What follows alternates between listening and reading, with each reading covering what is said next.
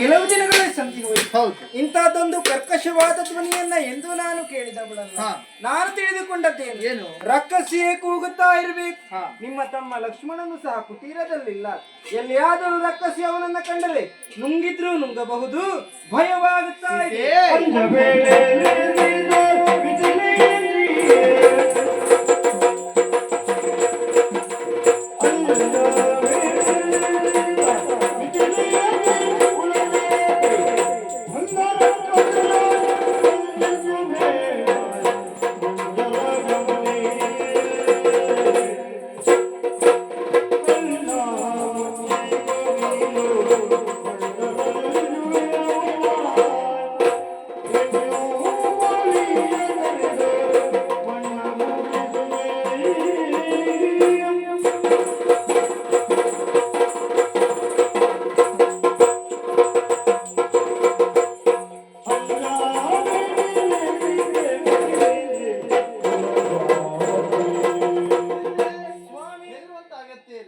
ಇಲ್ಲಿವರೆಗೆ ಬರುವಂತ ರಕ್ಕಸಿಯ ನಾನು ಕೊಲ್ತೇನೆ.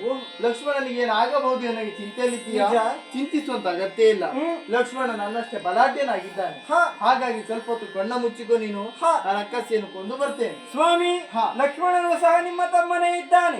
ನಿಮ್ಮಷ್ಟೇ ಬಲಾಢ್ಯನಿದ್ದರೂ ಇರಬಹುದು. ಹೋಗಿ ಅವನನ್ನ ಇಲ್ಲಿಯವರೆಗೆ ಕಳುಹಿಸಿಕೊಡಿ, ಅವನ ಆಶ್ರಯದಲ್ಲಿರ್ತೇನೆ. ಆಗಲಿ.